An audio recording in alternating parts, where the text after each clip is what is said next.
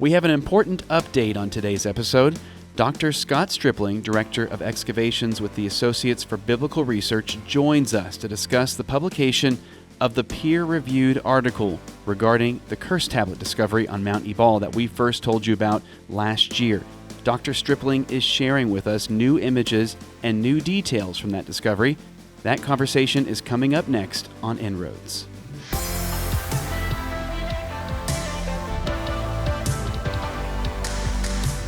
Welcome to En-ROADS, where we share real-world examples of digital evangelism and provide tips on how you can use today's technology to spread the gospel. Learn more about us and watch our free video series at appianmedia.org. For our listeners of the En-ROADS podcast, we've got an exclusive discount code for you. We'll give that discount code out a little bit later in the episode. But right now, let's get right into our conversation with Scott Stripling. All right, Scott, it's good to see you again, man. Hey, what's up, Appian Media? So do us a favor and just bring our viewers up to speed. Tell us what you announced last year so that way anyone who maybe hasn't been following this knows what's going on. Well, exactly 1 year ago, we held a press conference at the Lanier Theological Library in Houston. You guys were there along with many other members of the media for this press conference, which has since then been seen by somewhere between 25 million to 50 million people, the best I can tell. In today's world, it's hard to count, and know exactly what the metrics are. But a lot of people, including, I think, your own video had massive views.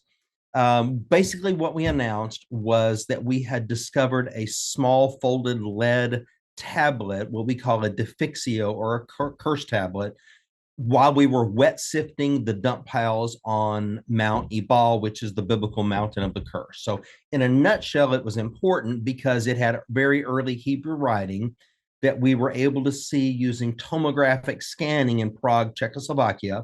We could see not only that it had early Hebrew writing, but it's a proto-alphabetic script, which is the earliest form of Hebrew writing, and it had words that only Israelites used. And by the way, that's how you tell the difference between Canaanite and Hebrew, because they're both using the same alphabet. Are there words that only Canaanites use or words that only Israelites use? And there's only a few, really. And one of those would be Yahweh. And indeed, we had the name of God, Yahweh, the name of God, twice on the inscription. So that's why it was a big deal, and that's what we announced last year. Yeah, and you mentioned the Curse Tablet. It's actually referenced in Deuteronomy that Mount Ebal would be the place where these curses would be pronounced. So that's kind of the connection there, correct? Yeah, so Deuteronomy 11 and then Deuteronomy 27, Moses told the Israelites, when you come into the land and you gain a foothold, you're going to go to Mount Gerizim and Mount Ebal. Well, what he doesn't tell them, but he didn't have to because they already knew, was in between Mount Gerizim and Mount Ebal is ancient Shechem, where the patriarchs had deep ties, and also where Abram cut covenant with God at Elam Moreh is right there. So I think that's why Moses tells them to go to that spot, is because they're essentially renewing the Abrahamic covenant, which has the blessings, what's going to happen to you if you keep the covenant, and the consequences that are going to happen if you violate the covenant. Blessings from Mount Gerizim, curses from Mount Ebal.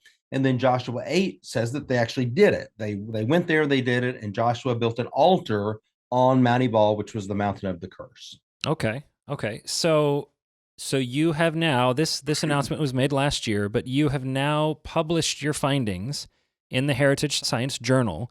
So tell us, how big of a step is this in the research process for an archaeological discovery? Well, it's very important. The publication is the end goal of archaeology. Our goal is not excavation, it's publication. Because if all we do is excavate and we don't publish, we destroy the evidence in the process of excavation and we make it inaccessible to others. No one can ever go back and replicate that experiment. And so this has always been the end goal. We made an announcement, and we now have the academic publication. Thank the good Lord. Lots of hard work going into this, and my collaborative team, I appreciate all of their hard work. But now the world of academia can analyze our findings as it should be, And I think that we've made a very strong case. Heritage Science agreed with us. This is one of the most highly rated journals that there are in academia. It's in the 92nd percentile of peer-reviewed journals. That means that 92% of journals have a lower cite score than Heritage Science. So it's very highly rated, was a very rigorous process, and we're confident that even if someone disagrees with our reading, that they're going to agree that this is a proto-alphabetic script and that we do have uniquely Hebrew words within it. And I think you keep honing in on the script.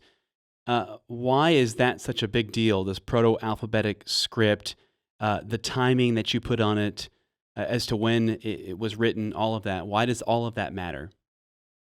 All right, that matters because the biblical date for the Exodus and the conquest puts us entering Israel around 1406 BC. So what we're looking at is we're investigating. We have an ancient source, the Bible, that indicates, and as your readers or viewers probably realize, I wrote chapter 1 for Zondervan's 5 Years on the Exodus, and so all my reasoning is in that chapter of why that's the biblical date. So we have a hypothesis, and then we test it through the material culture. And so indeed, in this case, we uncover a script that is known from that time period. In other words, it no longer exists by the time you get to the 13th century, certainly by the 12th century. So the style of letters change. And if people have looked at old Bibles, let's say original King James Bibles, they're going to go, oh, why does the S look like an F? And that's just 400 years ago. So there's a change in script. Most people are familiar with Paleo Hebrew or Biblical Hebrew. That's what the Old Testament is written in, and even much say the Dead Sea Scrolls, because they venerated that script. They continue to use it in sacred matters. What we're talking about here is when Egyptian hieroglyphs are beginning to morph into Hebrew letters. So, for example, Moses knew Middle Egyptian. If you're taking the Bible literally, he would have known Middle Egyptian, and there's about 700 symbols within Middle Egyptian. Well, imagine Moses trying to write the Pentateuch with 700 different letters. Right. That would be, take a library to record all of this. But with a 22-letter phonetic alphabet, all of a sudden that becomes very possible.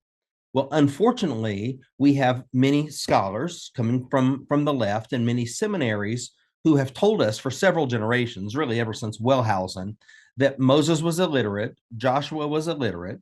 The Bible itself, the corpus of the Old Testament or Hebrew Bible, did not come into its formation until, say, the Hellenistic period or the Persian period, so 1,000 years after Moses. So we have no eyewitness accounts. What we have here is a script that dates from the late Bronze Age, and epigraphers, paleographers and epigraphers, that's what they specialize in, knowing the script from different time periods. And so that's part of the case that we set forward, in my case, with Peter van der Veen and Gershom Galil as my epigraphers. We established that this script is most likely from that cusp, what we would call the beginning of LB2, end of LB1B, the beginning of LB2A, or around 1400 BC and no later than 1200. Well, that's very problematic, of course, for a late date of the Exodus, because this script is not in use at that time. Now, we also have the archaeological context at Mount Ebal, which points to the same time period, and we have a scientific analysis of the lead itself, where it came from a mine in Greece, Lavrion, Greece, that was in use at that very same time period. So 3 metrics that cause us to converge on that date. So I know when I've spoken to people about this, you are correct. When we published our video on YouTube, it quickly went viral, and they're asking Stuart and I all these questions like we were the ones who made the discovery, which probably would have been hilarious to you. But a lot of the questions that I was getting was, what did it say? And when you gave the translation, they said, well, I don't find that in the Bible. Why is that important? And for the layman, basically what you've just told us is it's not so much what was written, the words on the tablet. It is important, Yahweh's mentioned, but it's important the type of language used and the Mhm. material itself that it was written on indicates a very important time frame. I hope that's appropriate for me to kind of put it in layman's terms here. It's when it was written more important Yeah. than exactly what was written, right? Yeah, that's a very good point, Craig. Think about what most people would believe is the oldest book in the Bible, the book of Job, along with Genesis. So most people would take Job as there's no reference to the Mosaic Law, so they're going to take it as being very, very early. What do we read in Job 19:24? Oh, that my words were written on a lead tablet with an iron pen. Okay, so there's that very ancient idea of writing on lead. It becomes binding then. And so in the ancient mind, this is a very important thing. Now, the analogy for the type of script, let me give you this. In another lifetime, I earned a master's degree in English. And so I know quite a bit about the formation of the English language. And we have, for example, modern English that we speak today. Well, we have Texan, which is a variant of that. But so we have Texan, and then we have modern English, we have Middle English, and then we have Old English. So when we think of Middle English, we're talking about, say, Chaucer's Canterbury Tales. You're going to understand most of it. But if you start reading Old English today, take Caedmon's hymn, the oldest version of English that we have comes from a Christian hymn from the 5th century called Caedmon's hymn. You won't recognize most of those words. A few of them you'll be able to pick out, but that's Old English. So Old English leads to Middle English, which leads to modern English. You have the exact same thing with the development of Hebrew. You have modern Hebrew, you have biblical or paleo Hebrew, and then you have the predecessor of that, which is proto-alphabetic Hebrew. This is proto-alphabetic Hebrew, so it is even older than the biblical text itself. Now, that's kind of cool on a lot of levels. For example, in number 6, the opposite of the curse, of course, is the blessing. So you get the priestly blessing in number 6. And God says to Moses, after he tells him what to say, may the Lord bless you and keep you and be gracious to you and cause his face to shine upon you and give you peace. He says, and so shall you put my name on the people. You will put my name on them. Well, what did the name of God look like in 1400 BC? When God said that to Moses, what picture did Moses have in his mind of he's putting the name of God? We now know for the first time. And when we have the proto-alphabetic images of, for example, the He, the Yod, He, Vav, but the He with the man with his arms raised in worship, integral to the very nature of God. So in the blessing, we're putting the name of God on these people. So it opens up new insights for us. Okay, so you said last year at the press conference, the discovery of the Curse Tablet is significant because you're dealing with something that is older than any early Hebrew script that has ever been published, certainly from Israel, by at least 200 years. So do you still stand by that statement? And how old are you dating this Curse Tablet? I do stand by that, and it's at least 200 years, up to 400 years older than any previously known Hebrew script. So if we're taking the Khirbet Kayafa Ostrakhan as the oldest that there's broad agreement on, at least, then we're dating this between 1200 and 1400 BC. In my view, and in the view of Peter van der Veen, one of my epigraphers, we're talking about 1400 BC. Gershon Galil sees it a little bit later than we do, but still within that LB2 timeframe. So this is why we said at least 200 years older, but in my view, probably 400 years older. But the name of God, Stu, is even older than that. Okay, so this is even hundreds of years older than references to Yahweh that we have outside the Bible prior to this time. And of course, in academia, many times the Bible isn't good enough. They're looking for synchronisms outside the Bible. Now, we do have the name Yahweh down in Egypt on the Soleb hieroglyph, and that dates to about, say, 1360, 1370 BC. So right after the period when the Bible says there was an exodus from Egypt, Amenhotep III has this Soleb hieroglyph, and he refers to the land of the Shasu, or the nomads of Yahoo. Again, the 3-letter spelling, Yod Hevav, the land of the Shasu, the nomads of Yahoo. So by 1360, we've already got a people who worship Yahweh who have their own land. So, but that's outside of Israel. Now, I'm saying within Israel itself, now we find a corollary to that, the same three-letter spelling from just before it. So it's kind of what I would call verisimilitude. It's what you would expect to find if you were dealing with a reality. And you mentioned the Khirbet Kiafa Ostrakhan. The Silver Scrolls, I guess, is another one that people might be familiar with as well. But that's even earlier, newer, I guess you could say. It's more recent, correct?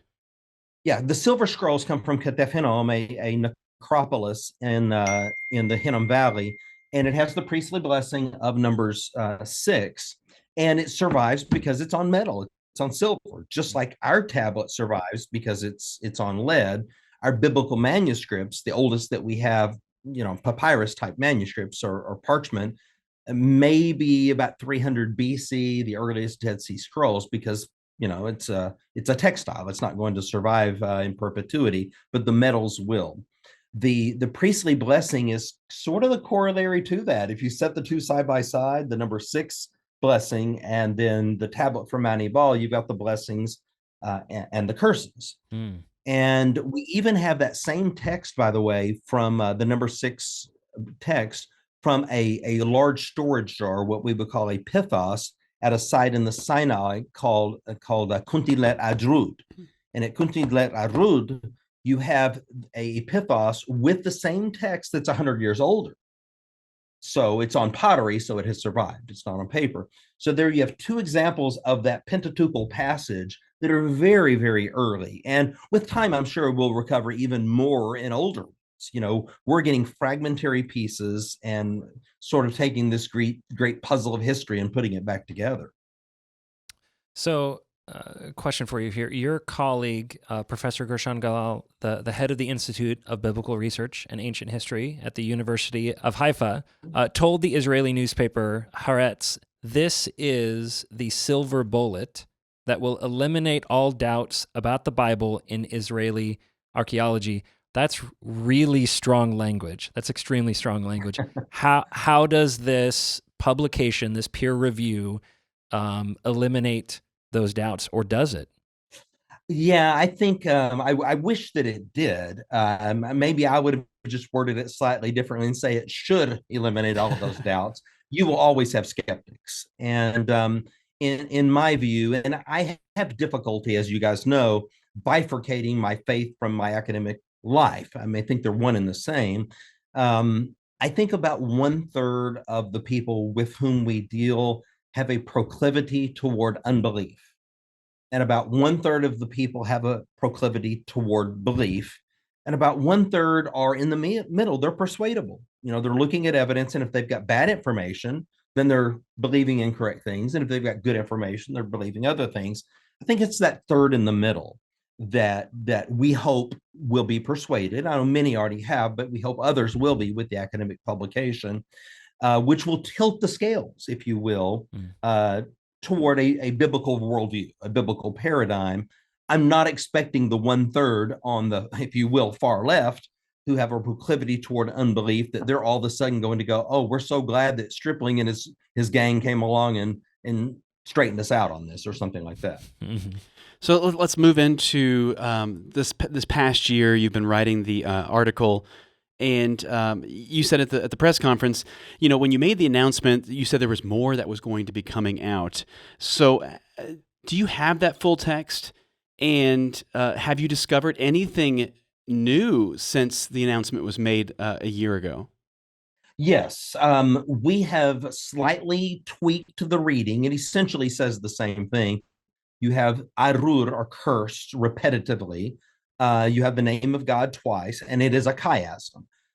48 letters. At the time of the press conference, we thought we had 40. Ultimately, we're publishing 48 letters. And the reading essentially says, "Cursed, cursed, cursed. Cursed are you by the God Yahweh. Cursed you will surely die. Cursed are you by what Yahweh. Cursed, cursed, cursed." This is essentially what it's saying, kind of like a chiasm within the Psalms, where you're saying it and then saying the same thing in an inverted manner. What we know now is that on the outside of the tablet, we have essentially the same text. And this is known, by the way, with the cuneiform tablets, the Amarna letters.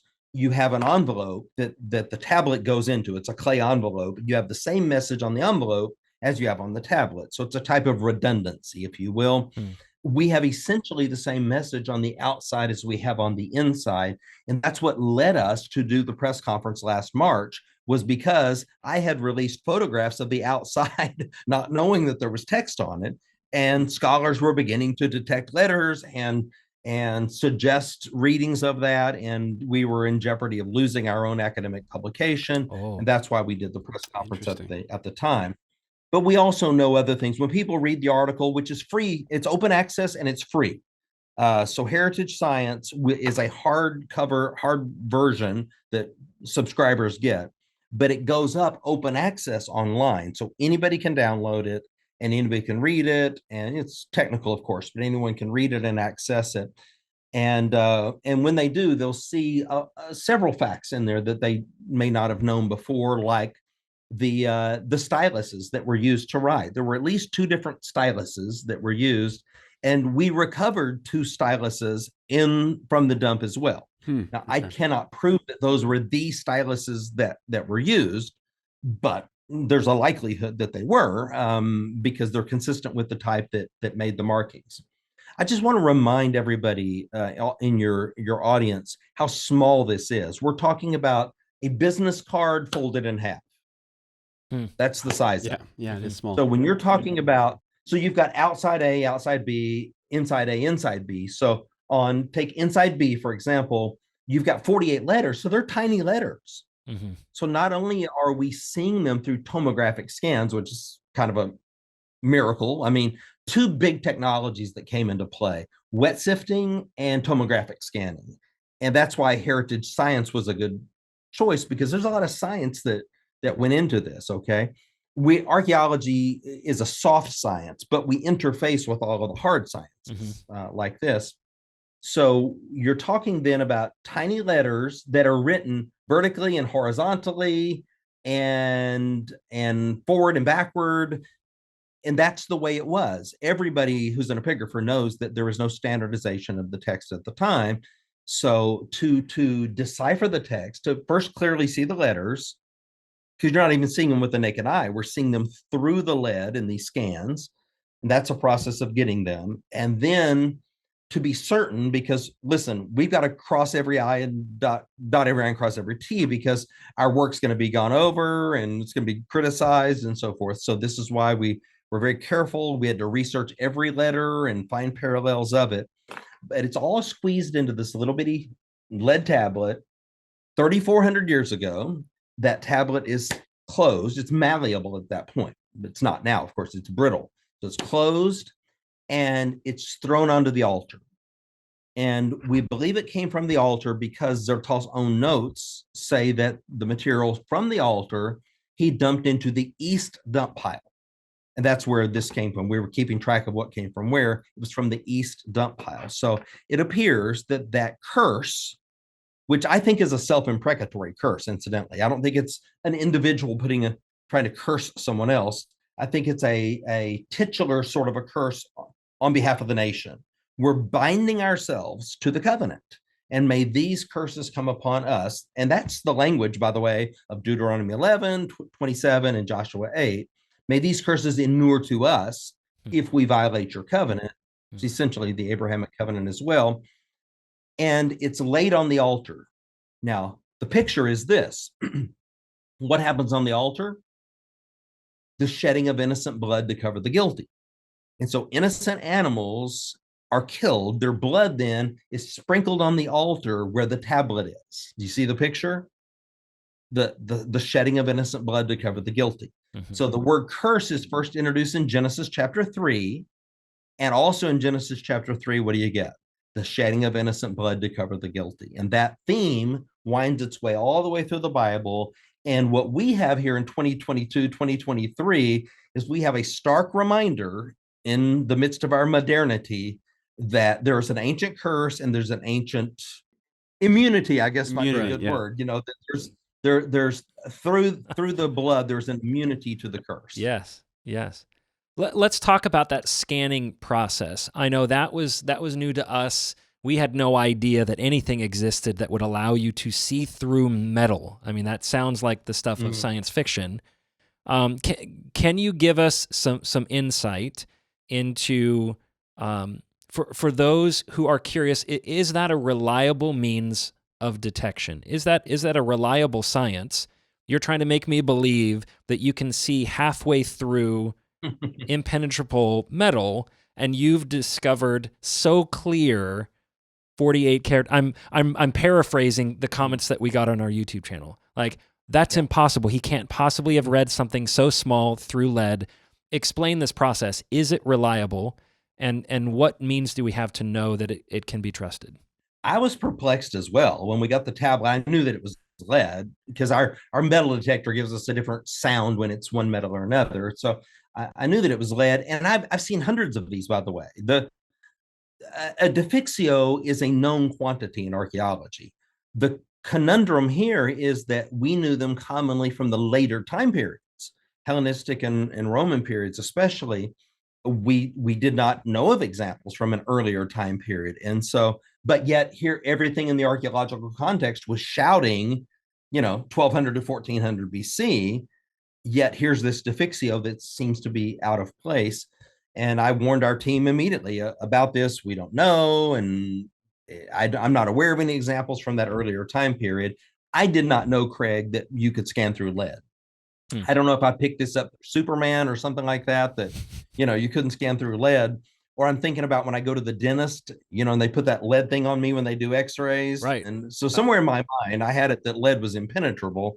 But as I began to do my research, I found that this lab in Prague had published peer-reviewed articles and that they had indeed scanned through lead and had recovered text. I knew we could do it with other thinner metals, and I knew that we could do it with like burned scrolls at Herculaneum, those carbonized scrolls. We're able to scan through those, but that's papyrus. So I was just very pleasantly surprised when I found this lab, and we began to bring them into our collaboration.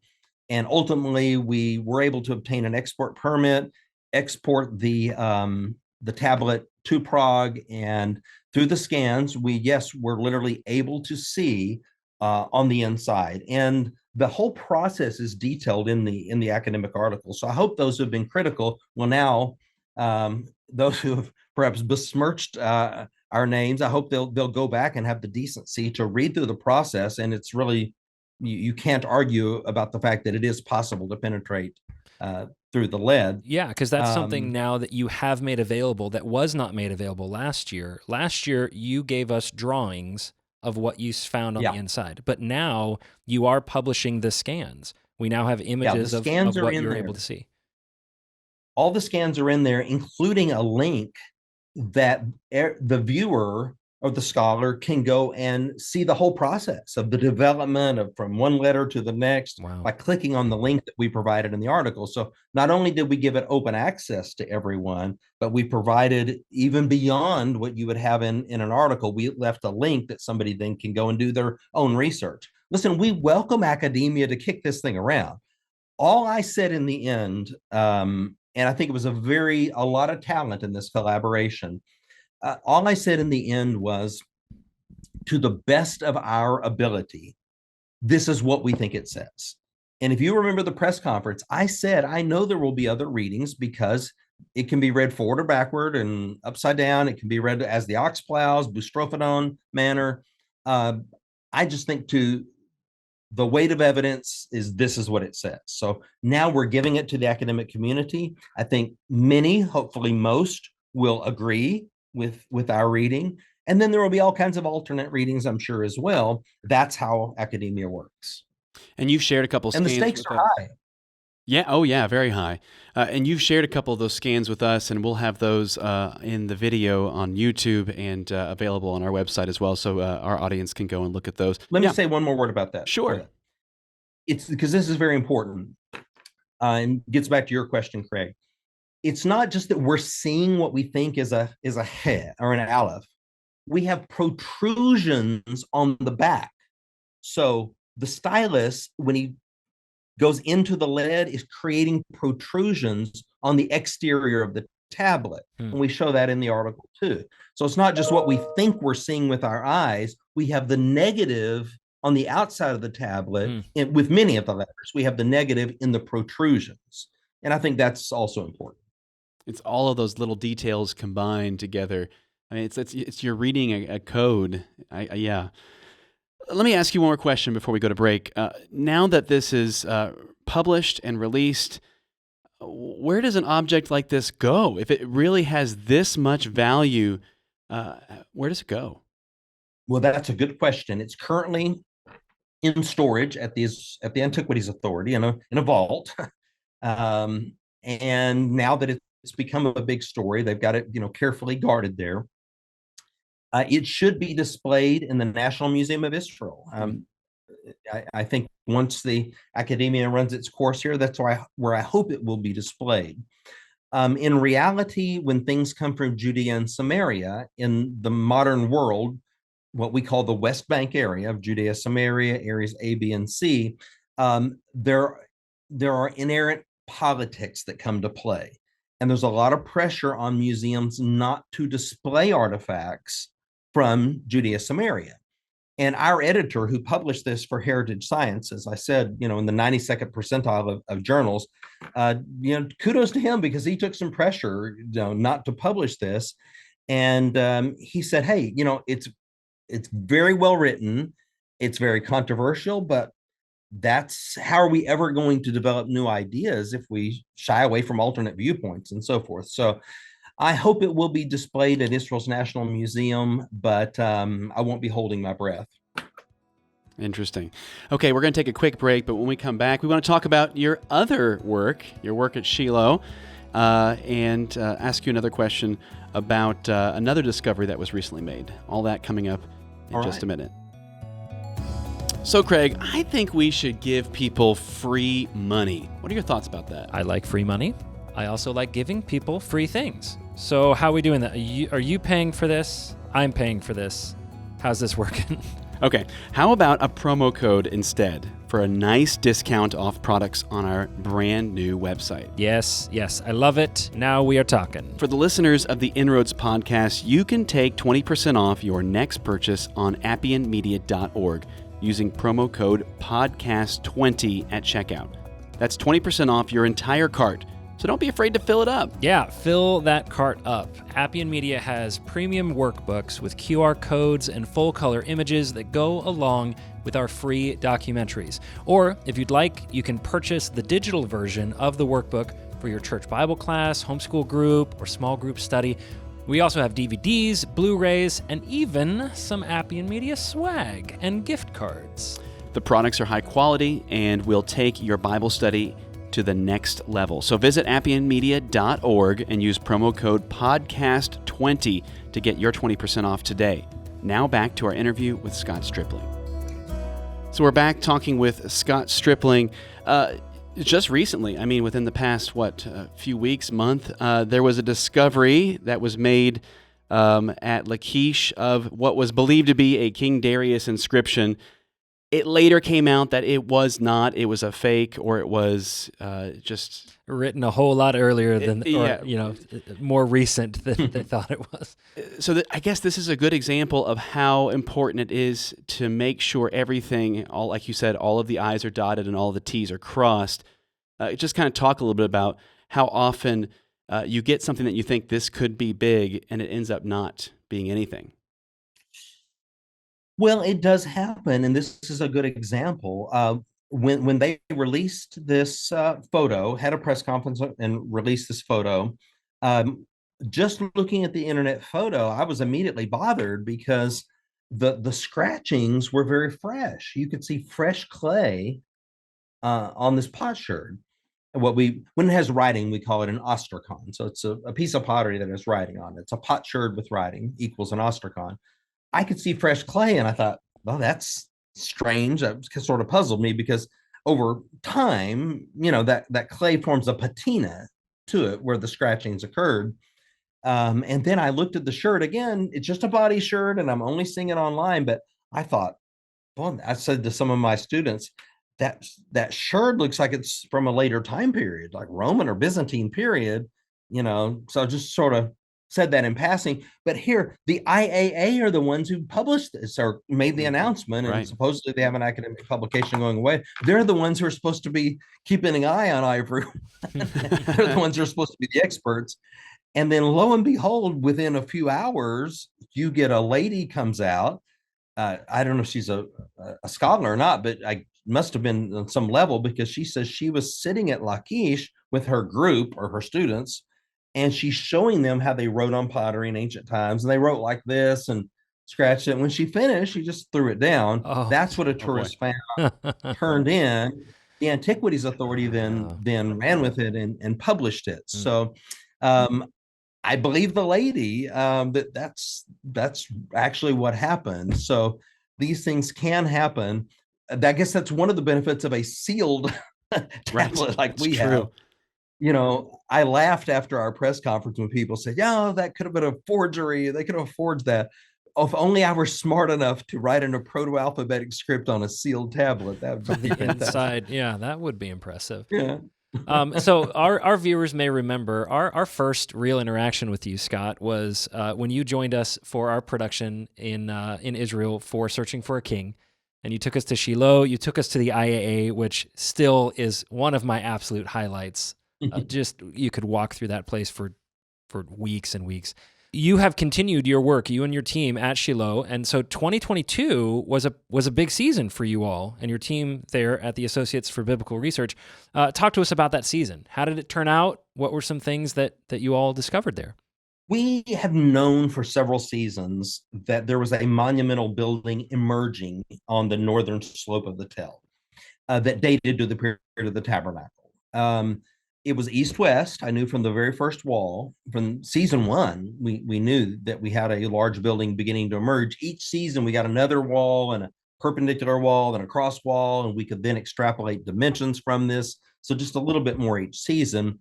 2022 was kind of a watershed because we exposed enough of the building that we can, with a pretty high degree of confidence, recreate it now. We haven't even reached floor level in it yet. It's a really big building. And so I truly do need another season to be able to make a formal public announcement on this. But the word's already out there of what we have. It matches the dimensions given in the Bible for the Mishkan, the tabernacle. It's tripartite, so it's divided on a 2-to-1 ratios of holy to most holy space. And we have near it a demolished 4-horned altar adjacent to it. And we have ceramic pomegranates around it, which is the motif of the tabernacle, what the high priest wore on their hem of their garments. And then we have storage rooms immediately to the north of it that are full of storage jars from the period of the tabernacle. Wow. And then we have a bone deposit due east. If you walked about 30 or 40 seconds from this monumental building, you would come to this massive babisa or bone deposit with bones only from the biblical sacrificial system, full of pottery from the time of Joshua and just after the time of Joshua. So all that together says to me that you're likely looking at the platform of the tabernacle at Shiloh. Now, you may be thinking, wait a minute, I didn't know there was a platform and, thought it was a tent. Well, this is where it gets kind of interesting. For the readers, if they'll open their Bibles to 1 Samuel 3 and notice at the beginning of the chapter, even in English, you're talking with temporary language, the curtains of the tabernacle, for example.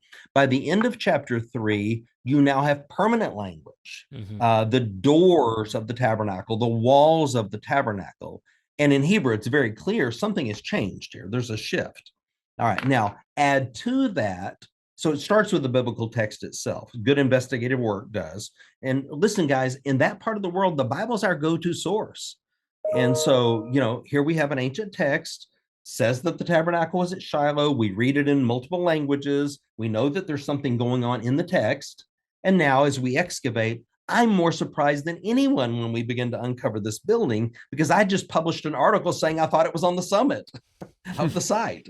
All right. So now I wish I could say it was my great archaeological instincts that led us to that. I'm as surprised as anybody. Now we take the Mishnah, and we have two places in the Mishnah, the Seder Olam and the Zevachim, both about second century sources.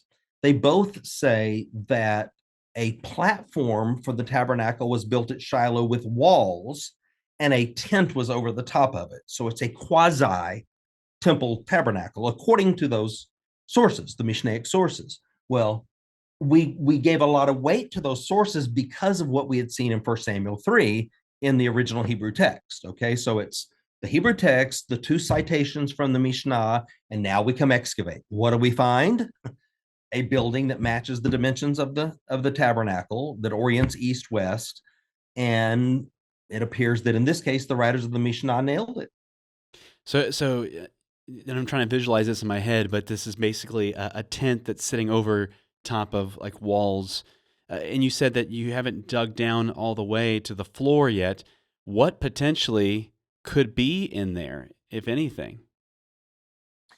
Right. Well, we always want to find the floor level because, you're going to find very dateable things. The floor gives you separation. So if we can date above it and beneath it, then we can be certain of our time period.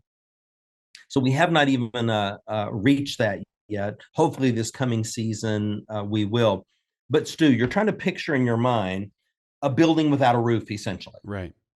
So it's a tent that is over it. Here's the deal. We also have in the city of David, I don't know if you saw the program I did on TBN with Jim Scudder in Grace on David's Tabernacle. I took them to the Gihon Spring in the city of David, and right next to the Gihon Spring, you have walls. You have a cultic area. I take them through why we know it's a cultic area. And then you have walls, and it's right next to the Gihon Spring, and it dates to the time of David and Solomon. Now, what does the Bible say was happening adjacent to the Gihon Spring at that time? It says that David's tabernacle was there. So you may have the very same thing taking place there. You may have walls with a tent over that structure. Those walls may even be, they're carved in bedrock. They may even be older and date to an earlier time period, but they continue in use in Solomon's time. He's then anointed adjacent to the Gihon Spring, which is right where David's tabernacle was. So I think you've got a corollary of how it was done at that time. It doesn't become permanent until the temple itself is built. Okay. So 2023 season's coming up fast. You kind of alluded to it, but what are you hoping to discover, or how much progress do you hope to make on this platform? We have a big team coming with us this year. 220 people are registered. Wow. So it's by far the largest team we've ever had. For the first time ever, we've cut off registrations. Okay. I never thought we'd reach this point. Some exciting things are happening. I'm sure recruitment wasn't hard this year. Yeah. Well, that's right. It really is. There's a lot of excitement. And as I said, the stakes are high. We want to continue to expose this monumental building very systematically, sort of like draining the water in a bathtub. We're just bringing it down levelly and exposing what's there, documenting as we go. We also have what we believe is a gate, maybe the gate of Shiloh on the north. And of course, the Bible mentions the gate of Shiloh. Eli's there when he dies. And so we thought for several seasons that's what we were uncovering. We now know as of last year that we have a gate. So we will continue to work in the gate area, the monumental building area, and then area D, which is where the bone deposit is. Last season, we began for the first time to actually excavate the bone deposit. And so I brought in a brand new zoo archaeologist from University of Toronto who's joining our team.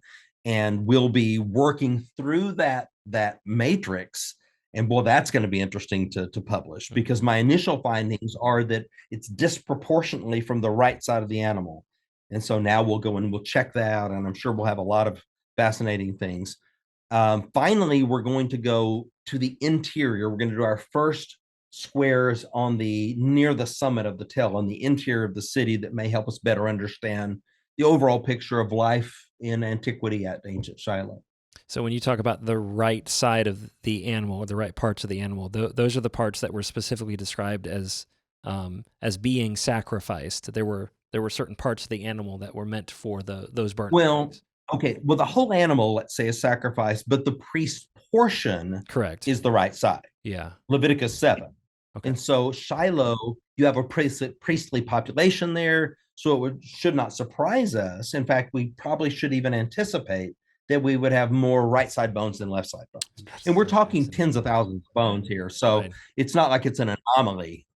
It's just such a cool thing because Yeah. things that you read in the Bible and then you're finding evidence of that goes hand in hand. I mean, that's just so faith building. And I hope this isn't offensive to you at all, Scott, but these are the parts of the Bible, the description of the sacrifices in the Law of Moses, that most of us go, I really struggle staying awake while I read that. I mean, no disrespect to the Bible, but it is fairly repetitious. And you're thinking, what does this have to do with me? You know, as a first century Christian, what does this have to do with me?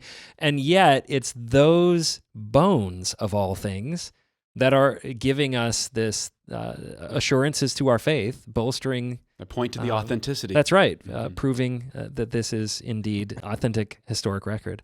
Welcome to my world. Yeah, I know. I can imagine. Now I understand why you're so excited about it. Leviticus has become my go-to book. Yeah. You know, Leviticus 11, Leviticus 15. That's where we read about when your pottery becomes impure, says the Lord, you must break it. And when we're trying to understand stone vessels in the Second Temple period, they harken back to those verses. Leviticus 7, which I just quoted about the animal bones. So I mean, Leviticus is my new best friend. I mean, I'm in it all the time. Yeah. To me, it's just almost, here's the value of a true liberal arts education. Let's say a Christian liberal arts education, a broad reading and understanding of the whole picture, and then you can go deep in different areas and specialize. But at least I had the advantage when we began to get disproportionate bones from the right side. At least I, as a Bible reader, I did not sleep through my Leviticus. Thank you very much. I had the advantage of being able to go, wait a minute, that rings a bell. You know, let's go back there and let's check this out. Yeah. So listen, the Associates for Biblical Research, you guys are always looking for volunteers to help you, and it sounds like you've already filled up for this year, which is fantastic. But we know this is a great opportunity for someone who's looking to travel to Israel, perhaps for the first time, and not just see the sites, but those people who want to get their hands dirty. They want to be involved in this exciting uncovering of ancient history. Where can our listeners learn more about volunteering on a dig like this? Our website is digshiloh.org, and they can go there. The dates, the itinerary, updates on what we're finding. They can also come to my school's website, thebibleseminary.edu. They can also visit my personal website, scottstripling.net. And they'll be able to follow along with what we're doing in the field. And we do welcome pretty much, anybody to come with us. This year's kind of an exception where we're already out of space, but people, if they can't go, maybe they can donate and help us in that way, because when you're dealing with science and these nothing's cheap. And so people are able to pray for us, donate, come work with us. That would be just awesome. All right. So, Scott, you recently became, was it the president of the Near East Archaeological Society? Tell us a little bit more about that. Well, NEAS is a fantastic organization, an academic society within the Evangelical Theological Society. So we meet every November in different cities across America, and geeks come together, people interested in archaeology. Some of us are actual archaeologists, others are just aficionados, and people present academic papers. We have our own journal, the Near East Archaeological Society Bulletin, which is a peer-reviewed journal, which we publish, and a popular magazine, Artifacts. And so it gives people a chance to hear from conservative scholars weighing in on the latest academic issues regarding archaeology. I would ask people to go to our website, check it out, and consider becoming a member. It's only $60 a year. They'll get our journal, they'll get our magazine, and they'll be able to follow with what we're doing. And that website is neasociety.org. Well, that's awesome. I'm thrilled that you're getting these opportunities. If we know anything about you, Scott, You're not doing it for the notoriety. You're not doing it for the. Although he has kind of become like It's the become Indiana a go-to, Jones of the you know? archaeological Seriously, world. you do need to find yourself a hat and a whip. But in the meantime, we appreciate you being involved with things like that. It gets more people excited about archaeology. I know it has for our team, and I have no doubt it has for so many others. So we appreciate all these Well, I different ways appreciate that that. No, I'm really happy and thrilled and honored to be able to get to do what I'm doing. I'm going to be the keynote speaker at the Museum of the Bible late April. And I'm going to be giving a couple lectures there. So I don't know exactly when you guys are going to air this, but if people are in the Northeast, or even if they're not, they may want to fly in and take advantage of this. They can see the Museum of the Bible at the same time that they take in these lectures. My first lecture is going to be on the Mount Ebal Tablet. Of course, there's a lot of interest in that. The second one will be on ritual purity and late Second Temple period Judaism. Will be really fascinating. Excellent. That's some great opportunities there because that museum is fantastic. So, well, we wish you the best of luck in this year's dig, and just so excited about you getting this article and just everything that you've been working on over the past year. So it was. We're recording this, and it was about a year ago that you made that announcement that has just, I think, rocked the biblical world, and we've been seeing news about it ever since. So thank you so much, Scott, for joining us today. It's been my pleasure. Thank you. thanks, Scott. Inroads is a production of Appian Media. We're a nonprofit video production company that is 100% crowdfunded. If you're interested in learning more about how you can support Appian Media so we can continue to create more great free content, visit us at appianmedia.org.